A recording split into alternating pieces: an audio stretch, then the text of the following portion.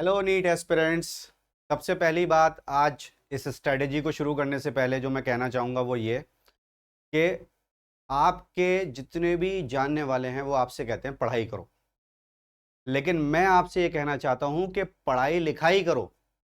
बच्चों, पढ़ाई के साथ साथ जब लिखाई होती है ना, हमारे जो एल्डर्स थे वो हमेशा हमसे कहते थे पढ़ाई लिखाई करो। मैंने देखा है ज़माना ऐसा आ गया कि अब सब कहते हैं पढ़ाई करो, तो बच्चा पढ़ता ही रह जाता है। अरे मैं तो कहता हूँ पढ़ाई लिखाई करो और सेलेक्ट हो जाओ। सबसे बोलना हमें दुआ यही दीजिए कि पढ़ाई लिखाई करो और सेलेक्ट हो जाओ, ठीक है। तो जो इस चैप्टर की बात हो रही है, this is one of the most important chapters of biology, that is chapter 13 of class 11th, photosynthesis. तो बच्चों, इस चैप्टर को ग्रिप करने की जो स्ट्रेटेजी है उसको देख लेते हैं। सबसे पहले आ जाते हैं इंपॉर्टेंट पॉइंट्स पर।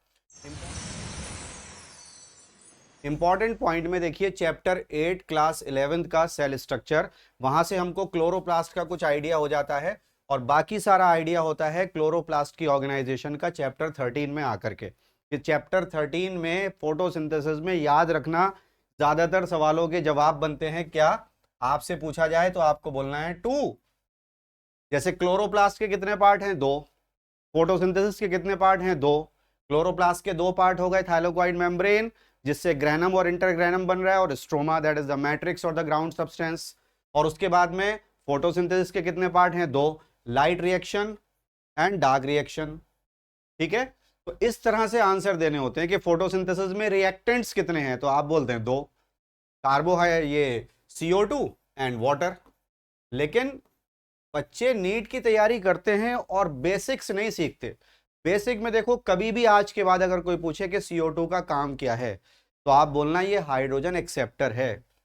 CO2 इज हाइड्रोजन एक्सेप्टर, ठीक है। और वाटर क्या है? तो आप बोलेंगे वाटर हाइड्रोजन डोनर है। वाटर हाइड्रोजन डोनेट करेगा और CO2 हाइड्रोजन एक्सेप्ट कर लेगा, तो बन जाएंगे carbohydrate. This is the way of studying the chapter. Strategy बना करके चलो। चैप्टर ऐसा होना चाहिए कि फोटोसिंथेसिस हमारी आंखों के सामने चल रहा है, हम उसे देख पा रहे हैं, हमारे सामने हो नहीं रहा है, लेकिन पढ़ाई हमने ऐसे करी कि हमको चैप्टर दिखाई दे रहा है। तो इंपॉर्टेंट पॉइंट में अगला है पिगमेंट्स जो फोटोसिंथेसिस में इन्वॉल्व हैं। क्लोरोफिल्स के अलावा कैरोटिनॉइड्स हैं जिसमें कैरोटीन्स और ज़ैंथोफिल आते हैं बच्चों। इसके अलावा फाइकोबाइलेंस हैं, बाइली प्रोटीन्स हैं, ठीक। फिर आ जाते हैं इंपॉर्टेंट टॉपिक में, लाइट डिपेंडेंट रिएक्शन या लाइट रिएक्शन, जिसको हिल रिएक्शन भी कहते हैं। क्या होता है लाइट रिएक्शन के अंदर? कि प्लांट लाइट एब्जॉर्ब करते हैं, पिगमेंट्स लाइट एब्जॉर्ब करते हैं जो प्लांट के अंदर मौजूद हैं, वो एक्साइटेड स्टेट में आ जाते हैं, फिर वो एनर्जी रिलीज करते हैं इलेक्ट्रॉन की फॉर्म में, तो हम पढ़ते हैं इलेक्ट्रॉन ट्रांसपोर्ट चेन, ठीक है ना। कि किस तरह से इलेक्ट्रॉन चल रहा है, प्रोटॉन का ग्रेडियंट बन रहा है, और उसके बाद में फिर प्रोटॉन एक्टिवेट कर रहे हैं एटीपी सिंथेज एंजाइम को, एटीपी सिंथेज एंजाइम को। याद रखिएगा इस बात को, जो कि CF कपलिंग फैक्टर पार्टिकल के हेड में होता है, और फिर ATP का सिंथेसिस हो रहा है। तो एडिशन ऑफ फॉस्फेट, ADP में फॉस्फेट ऐड हुआ तो ATP बनी, that comes under phosphorylation, again an important topic. फिर केल्विन साइकिल जिसे C3 साइकिल भी बोलते हैं, या फिर फोटो रेस्पिरेशन जिसे C2 साइकिल भी बोलते हैं, और C4 साइकिल जिसे हेचन-स्लेक पाथवे बोलते हैं। ये सारे इंपॉर्टेंट टॉपिक हैं। और फिर एक फैमिली है फ्लावरिंग प्लांट की, क्रासुलेसी, जिसके बारे में बच्चों को पता होना चाहिए कि ब्रायोफिलम उसका मेंबर है, क्रासुलेसी।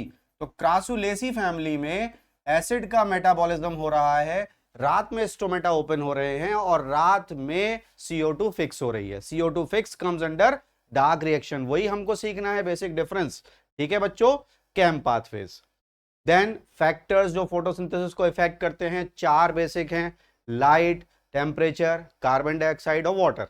और उसके बाद में फोटो रेस्पिरेशन, C2 साइकिल आ जाती है, किस तरह से ये प्लांट्स को नुकसान देता है। And then importance of photosynthesis, सब जानते हैं लेकिन बेसिक लेवल पर नहीं, हमें क्लास 11th या नीट के लेवल पर फोटोसिंथेसिस की इंपॉर्टेंस को समझ करके जाना है नीट में, ठीक है बच्चों। चलिए अब देख लेते हैं इस चैप्टर के इजी टॉपिक्स कौन से हैं। इजी टॉपिक में 11th के लेवल पर ही क्लोरोप्लास्ट का स्ट्रक्चर है, उसके फंक्शन है, organisation of thylakoid membrane plus the stroma और द मैट्रिक्स और ग्राउंड सब्सटेंस। फिर पिगमेंट्स जो इन्वॉल्व हैं फोटोसिंथेसिस में, जैसे मैंने आपको बताया क्लोरोफिल्स इसमें आ जाते हैं सारे, प्लस क्लोरोफिल्स के साथ साथ बच्चों कैरोटीनॉइड्स आ जाते हैं जो दो तरीके के हैं, कैरोटीन्स एंड ज़ैंथोफिल्स, और उसके बाद में बाइली प्रोटीन्स आ जाते हैं, ठीक है, फाइकोबाइलेंस, फाइकोइराइथ्रिन्स, दीज। तो इतने डिफरेंट जो पिगमेंट्स हैं वो अलग अलग वेवलेंथ की लाइट एब्जॉर्ब कर रहे हैं, जिससे कि मैक्सिमम एनर्जी रिएक्शन सेंटर को फोटोसिंथेसिस में मिल रही है। That is a part of photosynthetic unit. तो वहीं पर हमने फिर से देख लिया कि एटीपी में जो भी फॉस्फेट का एडिशन एडीपी में हुआ था एटीपी बनाने के लिए, वो यहां पर ऐड हो जाता है। And then factors affecting photosynthesis, ये आसान टॉपिक में रखा हुआ है। अब देखते हैं इस चैप्टर के डिफिकल्ट टॉपिक्स क्या कहते हैं। देखो बच्चों, लाइट रिएक्शन, जहां पर हम केमी ऑस्मोटिक हाइपोथेसिस सीखते हैं। केमी ऑस्मोटिक हाइपोथेसिस के थ्रू ही हमको ये पता चलता है कि किस तरह से इलेक्ट्रॉन्स का मूवमेंट हो रहा है और प्रोटॉन का ग्रेडियंट डेवलप हो रहा है, ठीक है बच्चों। और ये 3 पेजेस में एनसीईआरटी में दिया हुआ है, तो इसको हल्के में मत ले लेना, बहुत फोकस होकर के इसकी पढ़ाई करनी है। फिर जब लाइट रिएक्शन में एटीपी और एनएडीपीएच बन जाते हैं, किस तरह से उसको यूज होता है CO2 फिक्स करने के लिए। डार्क रिएक्शन में वो केल्विन साइकिल या C3 साइकिल में हम सीखते हैं। और C4 प्लांट्स के अंदर किस तरह से हेचन सेलेक्ट पाथवे के बाद C3 साइकिल हो रही है, या कैम प्लांट्स में किस तरह से एसिड का मेटाबॉलिज्म होकर के रात में CO2 फिक्स हो रही है, और कैसे हायर ऑक्सीजन कंसंट्रेशन नुकसान पहुंचा रहा है प्लांट्स को। That comes under photorespiration. Then factors affecting photosynthesis, ये मॉलिक्यूलर लेवल पर सीखना है कि CO2 कितने अमाउंट में होनी चाहिए कि प्लांट उसे एब्जॉर्ब कर लें, फिक्स कर लें, है ना। वाटर किस तरह से स्प्लिट होकर के प्रोटॉन्स और इलेक्ट्रॉन्स प्रोवाइड कर रहा है, जिसके बगैर फोटोसिंथेसिस नहीं हो सकता। That comes under molecular level.